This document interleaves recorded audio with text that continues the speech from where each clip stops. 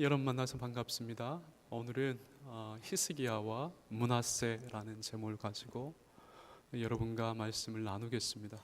여러분들이 히스기야는 잘 알 것입니다. 그러나 므낫세는 아주 낯선 인물일 수 있는데 부자 관계입니다. 부자 관계. 그래서 오늘은 히스기야와 므낫세를 통해서 우리가 신앙의 계대를 어떻게 이어가야 되는지, 우리가 하나님 앞에서 한 신앙인으로서 어떻게 살아가야 되는지를 제가 생각해 보려고 합니다.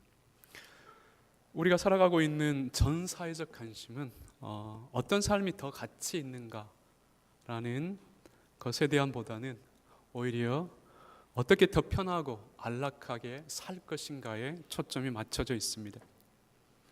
그러니까 즉 온 시대의 관심이 물질적인 어떤 가치에 어떤 모든 중심이 있다라는 것이죠. 한국에서 개신교 역사는 130여 년을 넘어가고 있습니다. 하지만 모든 교회들 안에서 선교 초기에 신앙의 순수성과 헌신은 점점 사라져가고 있는 것처럼 보입니다. 교회를 출입하는 모든 신자들이 이스라엘 백성들이 출애굽한 이후에 하나님이 모세를 통해서 경고했던 문제 앞에 놓여 있다는 것을 우리로 확인케 합니다. 신명기 8장 12절과 14절 말씀을 제가 읽어보겠습니다.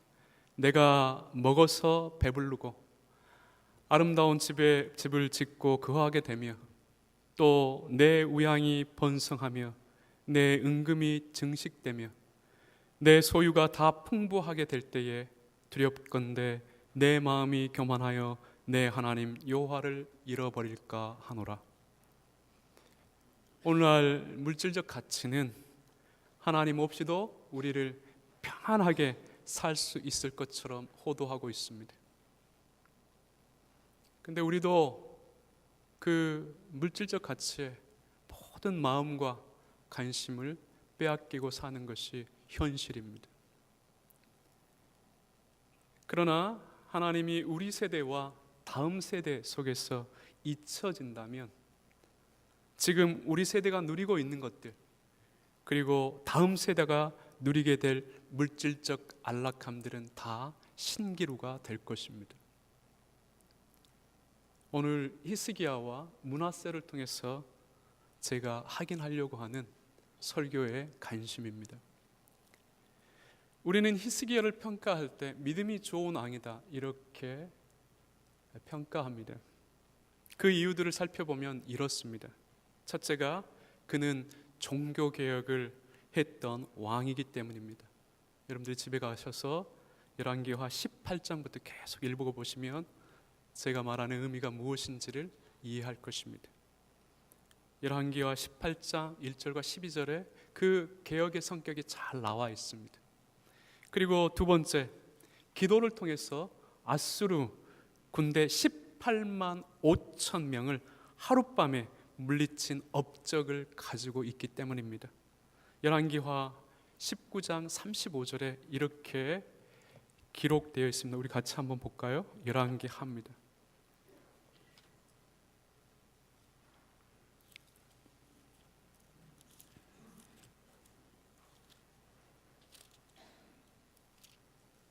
(19장 35절) 5절입니다. 같이 천천히 한번 읽어보죠. 이 밤에 여호와의 사자가 나와서 아수르 진영에서 군사 18만 5천 명을 친지라. 아침에 일찍이 일어나 보니 다 송장이 되었더라. 히스기야의 기도로 이렇게 된 것입니다. 세 번째는 죽을 병에 걸렸는데 간절한 기도를 통해서 생명을 15년 연장받은 인물이기 때문입니다. 열왕기하 20장 1절에서 11절까지 우리가 확인할 수 있습니다. 그리고 이러한 업적들과 함께 히스기야는 많은 재산을 소유하고 있었는데 솔로몬 이후로 왕들 중에서 가장 부유한 삶을 살았던 대표적인 인물입니다. 우리는 이러한 사실들에 근거하여 히스기야를 믿음이 좋은 왕이다 평가합니다. 하지만 다른 각도에서 히스기야를 평가하면 히스기야도 인간적인 한계를 가진 신앙의 인물이었음을 확인할 수 있습니다. 히스기야가 화려한 신앙의 경력을 가졌지만 늘 변함이 없는 신실한 믿음을 소유한 왕은 되지 못했기 때문입니다. 우리가 이러한 사실을 성경을 통해서 확인하고 있습니다. 제가 주목하는 점입니다. 신앙생활 잘 해왔지만 어느 시점에서 그 신앙생활이 소홀해진 것입니다. 역대하 32장 24절과 26절의 기록입니다. 우리가 한번 읽었죠? 다른 기록인데요. 제가 한번 읽어보겠습니다. 역대하 32장 24절과 26절. 그때에 히스기야가 병들어 죽게 된 고로 여호와께 기도하며 여호와께서 그에게 대답하시고 또 이적으로 보이셨으나 히스기야가 마음이 교만하여 그 받은 은혜를 보답하지 아니하므로 진노가 저와 유다와 예루살렘에 임하게 되었더니 히스기야가 마음의 교만을 뉘우치고 예루살렘 거민들도 그와 같이 하였으므로 여호와의 노가 히스기야 생전에는 저희에게 임하지 아니하리라. 이것은 열왕기 하의 기록과 다른 각도에서 지금 히스기야를 평가하고 있는 대단히 객관적인 평가이죠. 종합적으로 히스기야가 어떤 인물인지를 평가해 주고 있습니다. 히스기야가 교만을 부릴 때가 있었다라는 것이죠. 이 교만 때문에 하나님이 유다와 예루살렘에 대해 진노를 했다고 우리에게 알려주고 있습니다. 하지만 하나님은 히스기야가 잘못을 뉘우친 것 때문에 진노가 히스기야 때에는 임하지 않게 하셨다고 우리에게 확인시켜 줍니다. 하나님의 진노는 그 대신에 그의 아들 므낫세 때에 임했습니다. 앞서 언급한 것처럼 히스기야는 왕이 된 순간부터 우상을 제거하는 종교개혁을 수행했습니다. 기도를 통해서 아수르와 싸움에서 큰 승리도 거두었습니다. 그런데 어느 날 히스기야는 하나님이 이렇게 말씀하시는 것을 듣습니다. 이사야를 통해서 너는 죽고 살지 못하리라. 마늘 하늘의 날벼락 같은 그 말씀을 듣고 히스기야는 크게 낙심합니다. 그러나 히스기야는 다시 정신을 차리고 곧바로 벽을 향하여 통곡하며 하나님께 진심으로 기도합니다. 하나님이 그 기도를 들으시고 히스기야에게 생명을 15년 연장시켜 주십니다.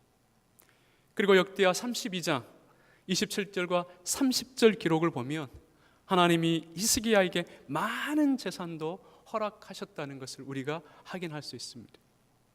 그 증거로 하나님은 특별히 그 히스기야의 기도에 응답하셨다는 증거로 해시계의 그림자가 10도 뒤로 물러가게 하는 그러한 이적을 보이십니다. 하나님의 약속이 사실이라는 것을 증명하기 위해서 창조 질서를 일시적으로 새롭게 조절한 것이죠. 히스기야는 하나님께서 베푸신 놀라운 은혜를 경험한 것입니다. 사실 오늘날도 히스기야가 많이 해자되는 이유 중에 하나가 이러한 특별한 경험 때문입니다. 히스기야가 믿음이 좋다는 평가 역시도 이러한 기도의 응답과 직접적으로 관련이 되어 있는 것입니다. 그러나 이러한 은혜를 경험한 이후에 히스기야의 모습은 어떠했는지를 우리는 조금 더 주목해 볼 필요가 있습니다. 기록을 통해서 보면 히스기야가 교만을 했다고 우리에게 확인시켜 줬습니다. 교만한 마음을 가졌다고 우리에게 알려주고 있는 것입니다. 매우 두려운 사실이죠. 하나님의 큰 은혜를 경험했음에도 불구하고 오히려 마음이 교만해졌다라는 이 사실을 우리에게 확인시켜 주는 것입니다. 하나님의 은혜가 잘못된 게 아니죠. 지성을 가진 인간이 하나님의 은혜를 잘못 이해했거나 아니면 하나님의 은혜를 잘못 선용한 것입니다. 결국 히스기야의 교만 때문에 하나님의 진노가 유다와 예루살렘에 임하게 되었습니다.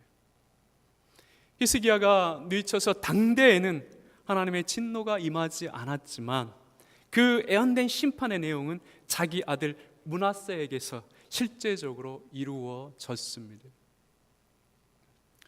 히스기야가 병을 고치고 생명을 15년 연장받은 때에 아들 므낫세가 태어났습니다. 생명을 연장받은 지 3년 후입니다. 역대하 33장 11절에 므낫세가 12살 때 왕으로 등극했다고 기록하고 있기 때문입니다. 히스기야는 병 고침의 은혜를 받고 15년 생명을 연장받은 시기에 교만을 부린 것입니다. 아들 므낫세는 아버지 히스기야가 교만을 부린 그 시기를 보고 자랐습니다. 모든 것을 있는 그대로 수용하는 어린 때에 므낫세는 히스기야의 높아진 마음을 경험한 것입니다. 이 교만의 시기에 히스기야는 므낫세에게 하나님을 섬기는 바른 도리를 가르치지 않았을 것입니다. 이스라엘의 전통에서 자녀의 신앙 교육의 책임은 한 가정이 지고 있습니다. 아버지입니다. 그 아버지가 자녀를 교육하게 되어 있습니다.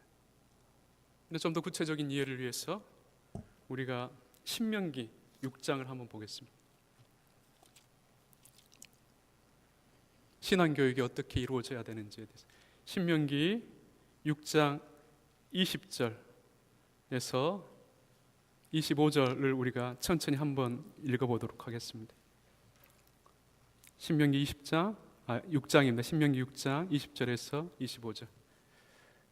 제가 읽겠습니다. 후일에 내 아들이 내게 묻기를 우리 하나님 여호와께서 명령하신 증거와 규례와 법도가 무슨 뜻이냐 하거든 너는 내 아들에게 이르기를 우리가 옛적에 애굽에서 바로의 종 되었더니 여호와께서 권능의 손으로 우리를 애굽에서 인도하여 내셨나니 곧 여호와께서 우리의 목전에서 크고 두려운 이적과 기사를 애굽과 바로와 그의 온 집에 베푸시고 우리 조상들에게 맹세하신 땅을 우리에게 주어 들어가게 하시려고 우리를 거기에서 인도하여 내시고 여호와께서 우리에게 이 모든 규례를 지키라 명령하셨으니 이는 우리가 우리 하나님 여호와를 경외하여 항상 복을 누리게 하기 위하심이며 또 여호와께서 우리를 오늘날 같이 살게 하려 하심이라. 우리가 그 명령하신 대로 이 모든 명령을 우리 하나님 여호와 앞에서 삼가 지키면 그것이 곧 우리의 의로움이라 할지니라. 지금 이 내용은 당시 이스라엘의 신앙 문답입니다. 실제로 이스라엘 역사 속에서 교육은 신앙 문답적으로 이루어졌습니다. 아버지가 아들에게 가르치는 것입니다. 그런데 이제 어떤 방식으로 가르치냐면 신명기 6장 7절입니다. 같이 한번 읽어볼까요? 6장 7절. 내 자녀에게 부지런히 가르치며 집에 앉아 있을 때이든지 길을 가를 때이든지 누워 있을 때이든지 일어날 때이든지 이 말씀을 강론할 것입니다. 아버지는 기회가 있을 때마다 어떤 상황 속에서도 그러죠. 아들을 가르쳐야 될 의무가 있었던 것입니다. 그러니까 이제 그 신앙의 어떤 책임을 아버지가 감당했습니다. 이게 이제 이스라엘의 신앙 교육의 방식이었고, 특별히 그 내용은 저희가 6장 20절과 25절에 그러한 내용을 가르쳤다. 구원, 그리고 복의 개념, 또한 인간의 실존적, 소위 구원받은 인간의 실존적 가치가 무엇인가를 끊임없이 확인시켰습니다. 그러니까 지금 히스기야는 므낫세에게 이러한 신앙의 도리를 가르치지 않은 것입니다. 므낫세가 왕이 되었을 때 주변의 많은 사람들이 악한 말들로 현혹시키는 것을 분별할 수 있는 하나님의 지식을 배우지 못한 것이죠. 앞선 시간까지는 히스기야의 신앙이 좋았을지 모르지만 병을 고친 후에 므낫세가 태어나고 자라는 시기에 히스기야는 하나님의 은혜에 대한 감사보다는 하나님 없이도 살 수 있다는 교만 속에서 자신을 치장했습니다. 하나님을 의지하기보다는 세상의 권력과 힘을 더욱 의지한 것입니다. 바벨론 사신들에게 왕국의 모든 것을 보여준 것은 하나님의 뜻보다는 인간적인 지혜로 평화를 찾으려고 했기 때문입니다. 뒤에서 좀 더 구체적으로 확인할 것입니다. 비록 죽기 전에 회개를 했지만 히스기야는 평생을 두고 하나님께 정직과 성실을 행하지 못한 것입니다.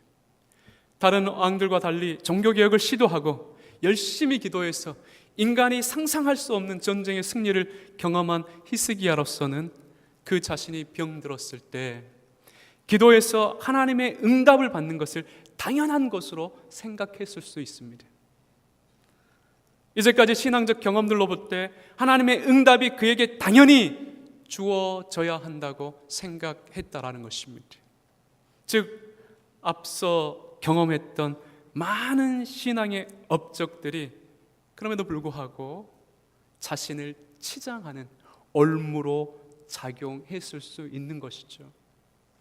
그러니까 이전까지의 열심, 기도를 통해서 하나님의 어떤 능력을 경험했는데 자기가 병들었을 때 오히려 앞서 경험한 것들이 자기에게 올무로 주어진 것입니다.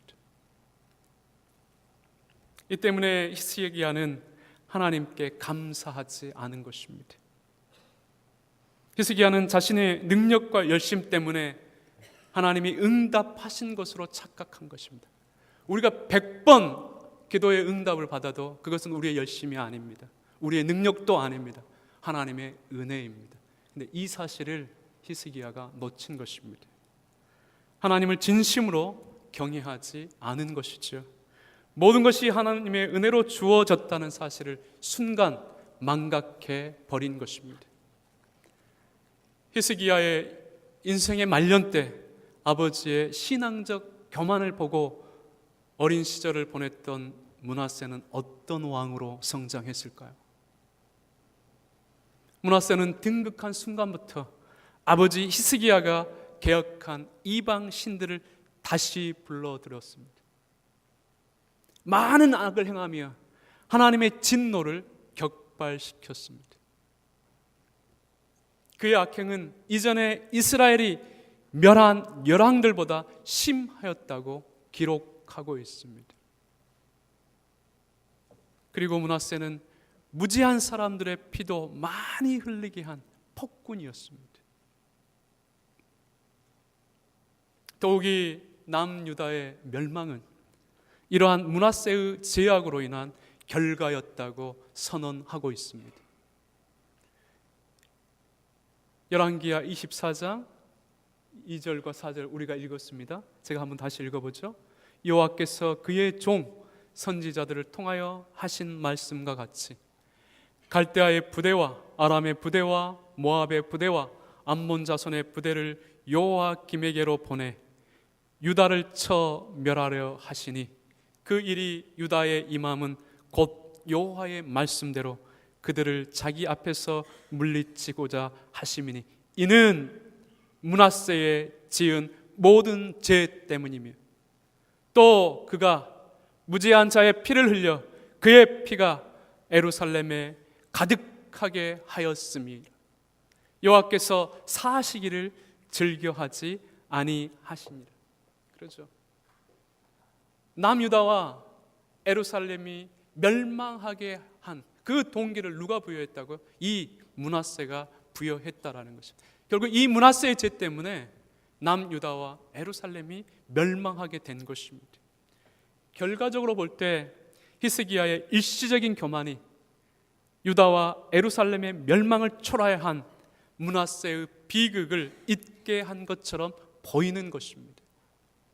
인생의 한 시점에서 발생했던 아버지의 교만이 어린 아들의 전 인생에 지대한 영향을 미쳤고 그 삶을 지배한 것처럼 이해되고 있는 것입니다. 물론 모든 죄악의 책임은 당사자인 므낫세에게 있다는 것은 부인할 수 없습니다. 그러나 아버지의 신앙적 교만을 보고 자란 아들이 유다의 멸망을 근본적으로 초래한 불운의 왕으로 성장했다는 사실도 우리는 기억해야 합니다. 다른 여러 요인들과 함께 아버지 히스기야의 교만이 아들 므낫세에게 영향을 주었다는 인과적인 사실을 생각할 수 있다라는 것입니다. 가끔 제 아내가 이런 말을 합니다. 아버지를 많이 닮아가는 것 같다고.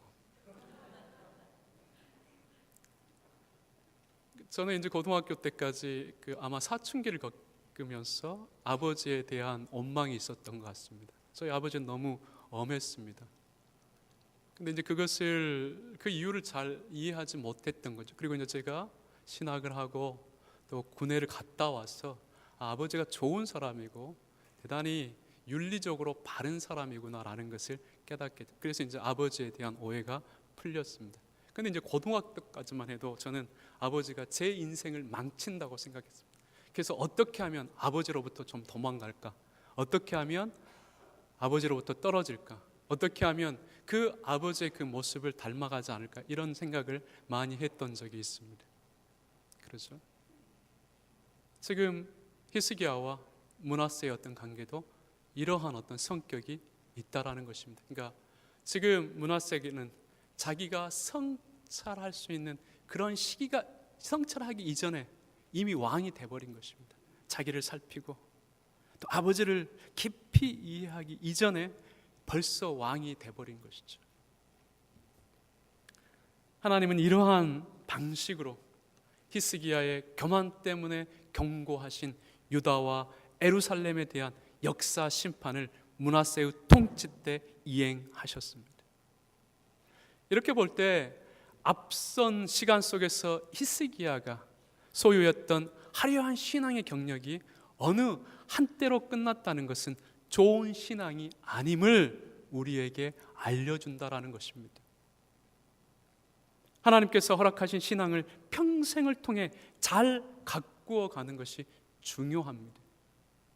우리의 자녀나 다음 세대는 과거에 있었던 부모와 앞선 세대의 일시적인 화려한 신앙의 경력을 통해서 감화를 받는 게 아닙니다.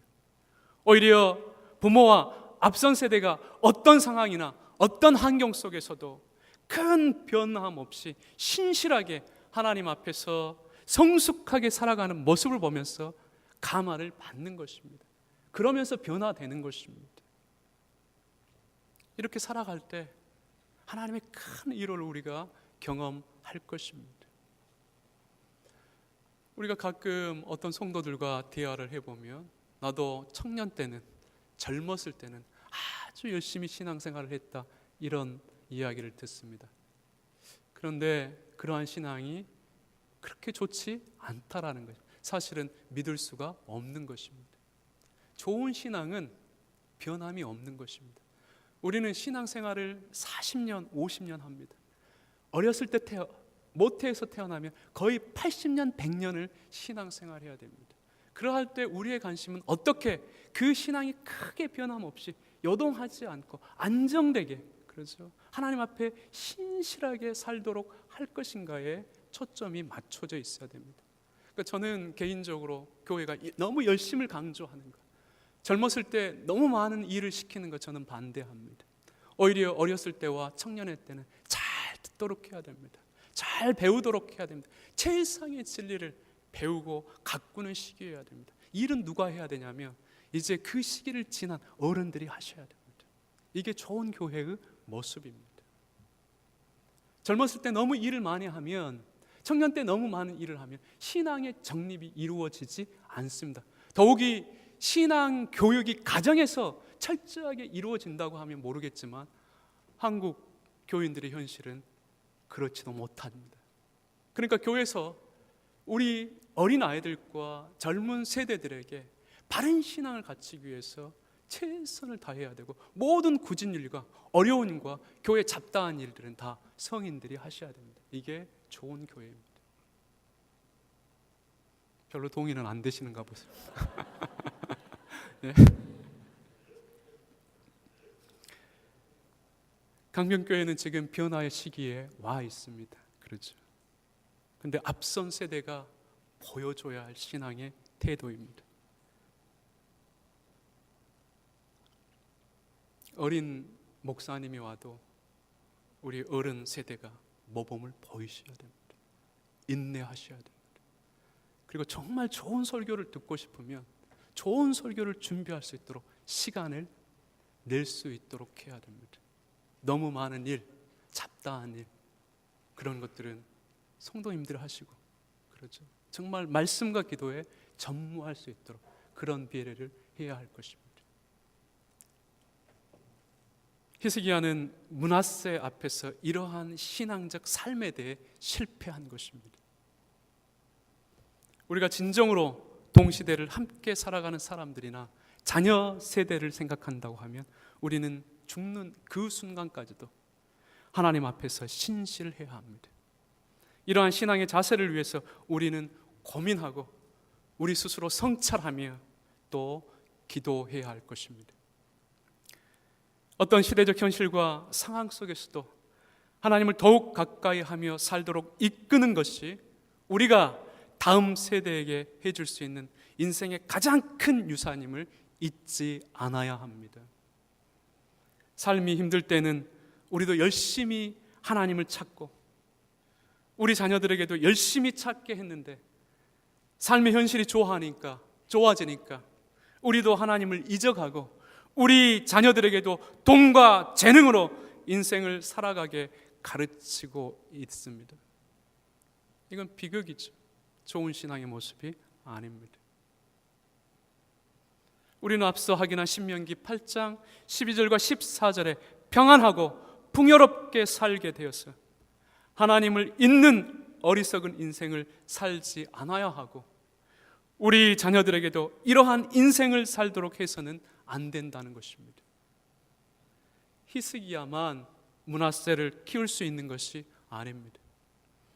우리도 우리 자녀들을 므낫세처럼 키울 수 있다는 것을 반드시 기억하셔야 됩니다.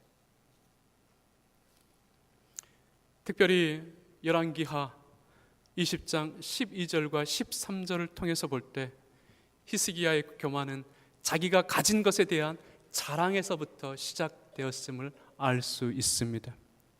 제가 한번 읽어보겠습니다. 그때에 발라단의 아들 바벨론 왕 브로닥 발라단이 히스기야가 병들었다 함을 듣고 편지와 예물을 저에게 보낸지라. 히스기야가 사자의 말을 듣고 자기 보물고의 은금과 향품과 보배로운 기름과 그 군기고와 내탕고의 모든 것을 다 사자에게 보였는데 무릇 왕국과 그 나라 안에 있는 것을 저희에게 보이지 아니한 것이 없느니라. 히스기야는 바벨론 신하들이 문병차 왔을 때 하나님이 주신 것을 가지고 자기가 이룩한 것이냐 모든 것을 자랑한 것입니다. 자기가 가지고 있는 모든 것들이 자기의 수고와 자기 헌신과 자기의 노력으로 얻어지는 것이냐 자랑한 것이지요.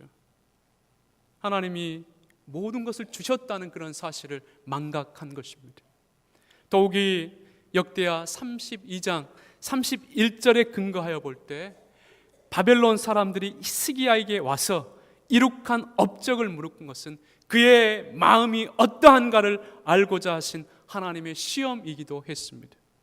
그러나 바벨론 방백들이 히스기야에게 사자를 보내어 그 땅에서 나타난 이적을 물으실 때에 하나님이 히스기야를 떠나시고 그 심중에 있는 것을 다 알고자 하사 시험하셨더라.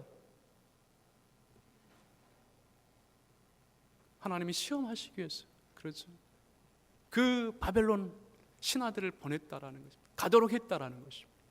그런데 히스기야는 그 시험에 걸려 넘어진 것입니다. 히스기야는 바벨론 사람들에게 하나님의 영광을 선포한 게 아니라 그 자신의 영광을 자랑한 것입니다. 히스기야 안에서 하나님을 향한 신실함을 발견할 수 없었습니다. 결국 히스기야의 자랑은 하나님의 엄한 책망을 불러일으켰습니다. 히스기야는 하나님이 허락하신 은혜로 연장해 주신 생명을 통해서 하나님을 위해 어떤 일을 더욱 힘써야 할지 고민하지 않은 것입니다. 히스기야는 스스로의 영광에 취해 하나님을 기쁘게 하지 않았습니다.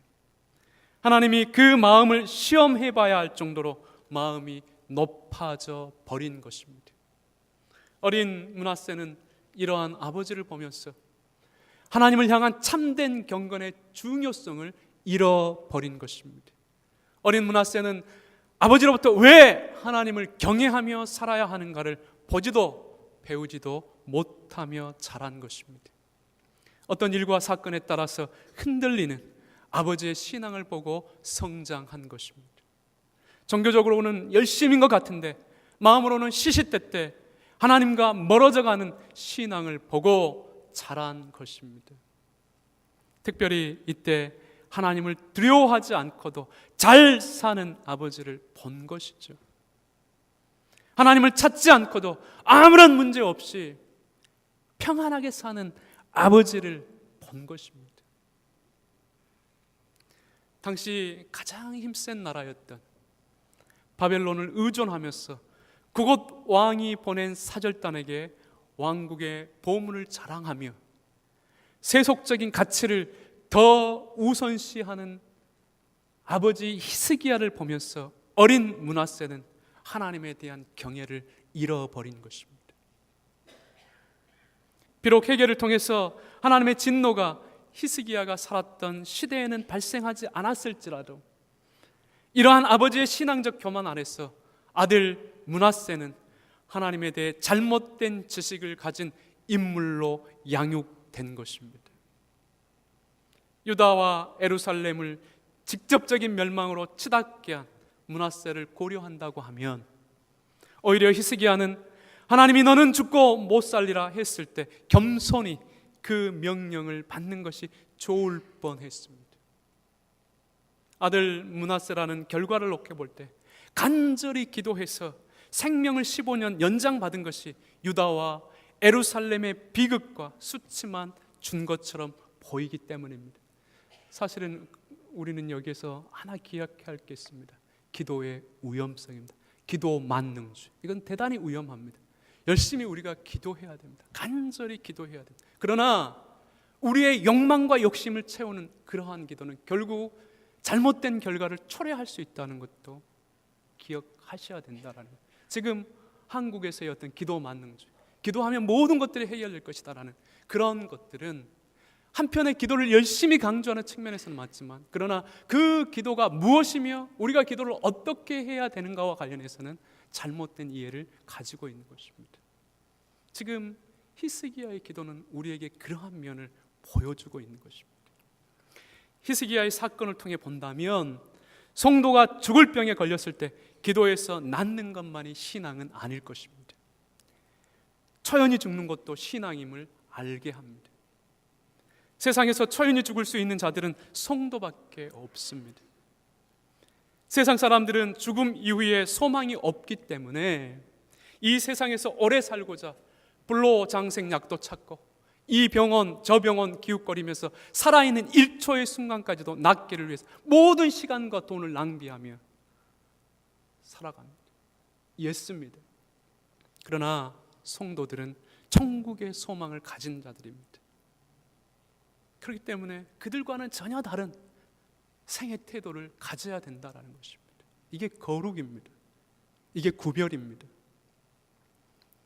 성도에게 삶이란 잠깐 기회로 주어져 있는 것입니다. 그래서 성경은 인생을 나그네로 표현하고 있습니다. 물론 죽을 병에 걸렸을 때 사는 기도를 하는 것은 연약한 인생으로서 결코 잘못되었다고 할 수 없습니다.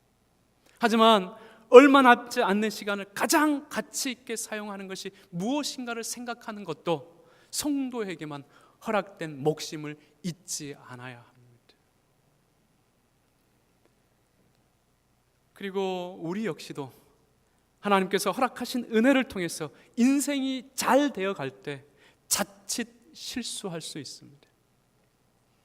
하나님의 은혜에 감사하기 위해 하나님이 기뻐하시는 일들을 생각하고 준비해야 하는데 그것이 자신의 실력이나 노력을 통해서 이룩될 된 것처럼 여겨 성공에 취해버리고 마는 것입니다.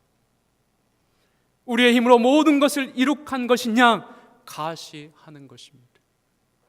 그러나 인생 가운데 우리로서는 자랑할 게 없습니다. 좋은 현실도 하나님께서 주신 것이고 나쁜 현실도 하나님께서 주신 것입니다. 하나님이 우리가 할 수 없는 통치와 섭리로 우리를 이끌어 가고 있는 것입니다. 그때 우리의 자세는 하나님 앞에서 어떻게 살 것인가에 대한, 주님이 명령하신 뜻에 대한 순종입니다. 하나님이 그 모든 것을 주셨을 뿐만 아니라 우리는 죽는 그 순간까지도 더 큰 성화를 이루시는 하나님의 훈련과 연단 속에 있다는 것을 잊지 않아야 합니다. 고난이 시험이고 연단이라고 하면 인생의 잘됨도 시험이고 연단임을 알아야 합니다. 베드로의 고백처럼 우리는 오직 예수 그리스도께서 다시 오실 때 칭찬, 존귀, 영광을 얻기 위해서 죽는 그 순간까지 하나님의, 우리의 영광이 아니라 하나님의 영광을 자랑해야 합니다. 이게 우리의 존재 이유고 우리가 살아가는 삶의 목적입니다.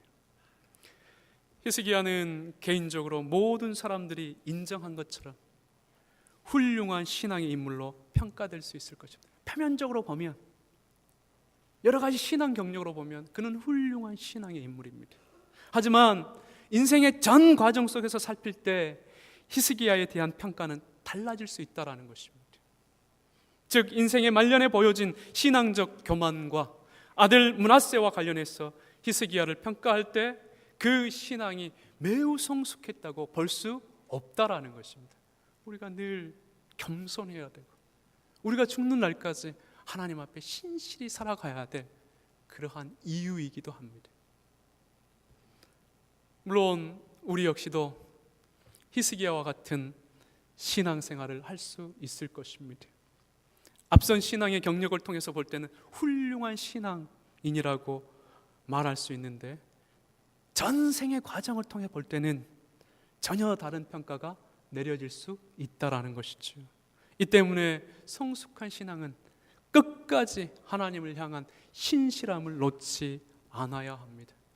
앞선 열심과 화려한 신앙의 경력보다는 평생을 통해 신실한 신앙의 자세를 유지하는 것이 훨씬 중요합니다. 우리가 늘 고민해야 될 신앙의 내용이고 우리가 싸워야 될 신앙의 싸움입니다. 저도 목사직을 감당하고 교수직을 감당하면서 한 5년 아니면 10년만 하면 엄청 열심히 잘 할 수 있을 것 같습니다. 근데 이제 일을 하다 보면 지친다는 것이죠. 그렇죠. 학교일, 설교, 성경 공부, 글을 쓰는 이런 것 속에서 이렇게 살면 오래 갈 수 있을까 그런 생각을 합니다. 오히려 제 직무 때문에 기도하는 것도 소홀해지고 성경을 읽는 것도 소홀해지고 제 자신을 성찰하는 것도 소홀해짐을 느낍니다. 저도 볼 때 좋고 성숙한 신앙인이 아닌 것이죠. 그러니까 우리가 고민해야 됩니다. 어떤 게 신앙의 성숙함입니까?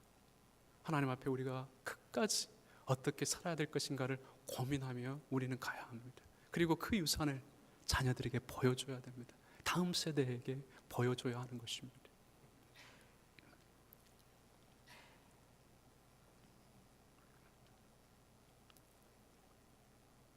아무리 화려한 신앙의 경력을 가져도 그것이 과거인 것은 의미가 없다라는 것이죠. 매 순간 하나님 앞에서 정직하고 성실함이라 합니다. 우리가 함께 동시대를 살아가고 있는 이웃과 우리 자녀들이 우리의 신앙을 지켜보고 있습니다. 우리는 히스기야가 한때 가졌던 신앙의 교만을 통해서 우리가 죽는 날까지 어떤 신앙의 자세를 유지해야 할 것인가를 깊이 생각해야 한다는 것이죠. 우리가 히스기야가 가졌던 신앙의 약점을 극복하지 못한다고 하면 우리는 다음 세대에게, 어쩌면 우리 자녀들에게서도 므낫세처럼 불신앙과 암울한 현실을 그 열매로 맺게 할 수 있다는 것을 명심해야 합니다. 결코 우리는 히스기야가 말한 것처럼 나의 사는 날에 태평과 진실이 있을진데 어찌 선하지 아니하리요 라는 그러한 초라한 고백에 만족해서는 안 된다라는 것이죠.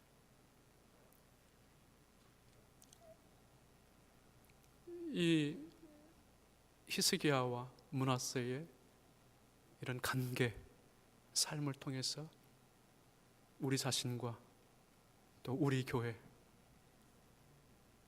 또 우리 교회 안에서 자라가고 있는 어린 세대들과 관련해서 어떻게 하는 것이 좋은 신앙, 바른 신앙을 세대와 세대를 통해서 유지하고 전수하는 것인가를 고민하고 깊이 성찰할 수 있는 기회가 되었으면 합니다. 이런 은혜가 우리 모두에게 있기를 주의 이름으로 축원합니다.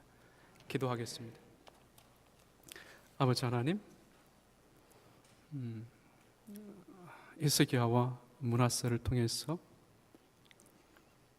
신앙이 어떻게 계승되어야 하며, 또 아버지 세대가 아들 세대에게 어떤 자세로 그 신앙의 자태를 유지해야 되는지를 확인합니다. 주님, 우리는 연약하고 부족합니다. 그리고 이미 이 시점에서 놓치고 또 잃어버린 것도 많습니다. 그러나 지금부터라도 주님, 우리로 생각하고 성찰하며 우리가 죽는 날까지 하나님 앞에서 어떻게 살아야 하며, 또 우리를 보고 있는 자녀와 다음 세대에게 어떤 신앙을 물려줘야 될 것인가를 고민하는 우리와 우리 교회 되게 하여 주옵소서. 그래서 이 교회가, 또 우리의 가문이 주님이 오실 때까지 세대와 세대를 넘어서 정말 바른 신앙을 가지고 주를 영화롭게 하며 시대를 유익하게 하는 그러한 삶을 우리가 유지해 갈 수 있도록 주님 도와주시기를 원합니다. 이 은혜를 우리 모두에게 허락하여 주옵소서. 감사드리며 예수 그리스도 이름으로 기도드렸습니다. 아멘.